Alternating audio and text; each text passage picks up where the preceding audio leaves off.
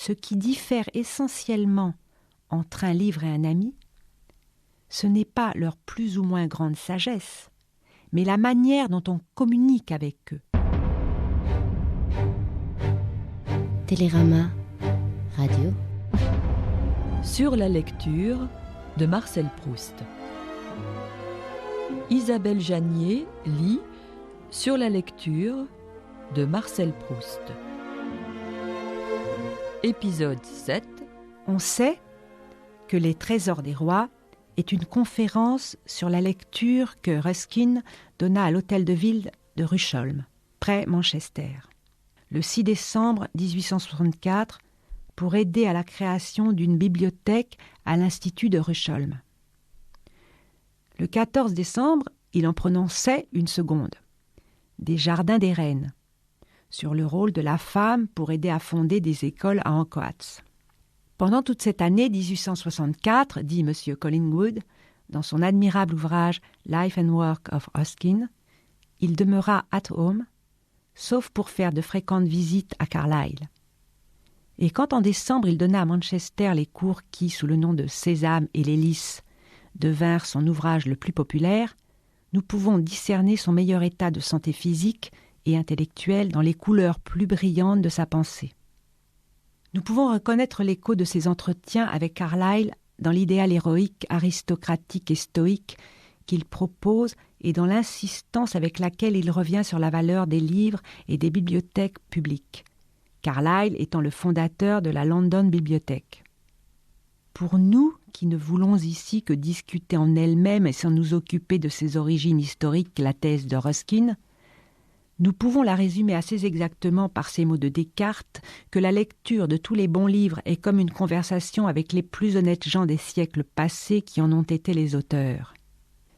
Ruskin n'a peut-être pas connu cette pensée d'ailleurs un peu sèche du philosophe français, mais c'est elle en réalité qu'on retrouve partout dans sa conférence enveloppée seulement dans un or apollinien où fondent des brumes anglaises pareil à celui dont la gloire illumine les paysages de son peintre préféré.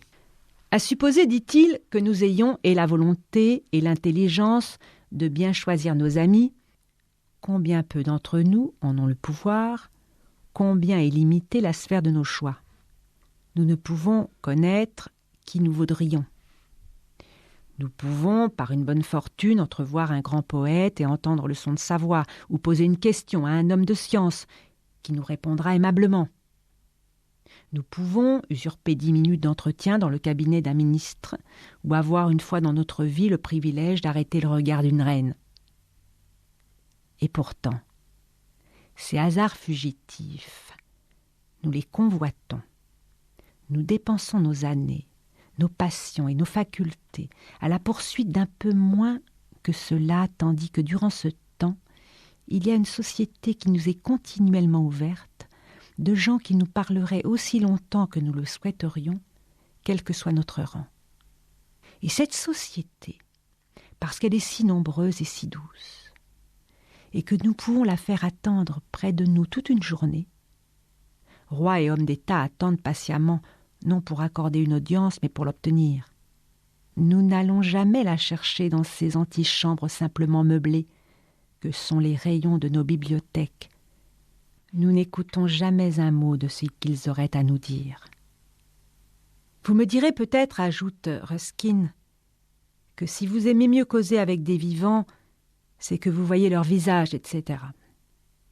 Et réfutant cette première objection, puis une seconde, il montre que la lecture est exactement une conversation avec des hommes beaucoup plus sages et plus intéressants que ceux que nous pouvons avoir l'occasion de connaître autour de nous. J'ai essayé de montrer, dans les notes dont j'ai accompagné ce volume, que la lecture ne saurait être ainsi assimilée à une conversation, fût-ce avec le plus sage des hommes. Ce qui diffère essentiellement entre un livre et un ami, ce n'est pas leur plus ou moins grande sagesse, mais la manière dont on communique avec eux. La lecture au rebours de la conversation consistant pour chacun de nous à recevoir communication d'une autre pensée, mais tout en restant seul, c'est-à-dire en continuant à jouir de la puissance intellectuelle qu'on a dans la solitude et que la conversation dissipe immédiatement, en continuant à pouvoir être inspiré, à rester en plein travail fécond de l'esprit sur lui-même. Si Ruskin avait tiré les conséquences d'autres vérités qu'il a énoncées quelques pages plus loin, il est probable qu'il aurait rencontré une conclusion analogue à la mienne. Mais évidemment, il n'a pas cherché à aller au cœur même de l'idée de lecture.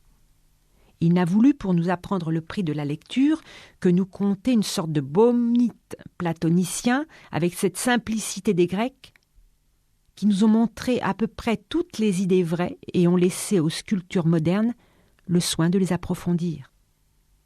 Mais si je crois que la lecture, dans son essence originale, dans ce miracle fécond d'une communication au sein de la solitude, est quelque chose de plus, quelque chose d'autre que ce qu'a dit Ruskin, je ne crois pas malgré cela qu'on puisse lui reconnaître dans notre vie spirituelle le rôle prépondérant qu'il semble lui assigner. C'était Sur la lecture de Marcel Proust. Télérama Radio.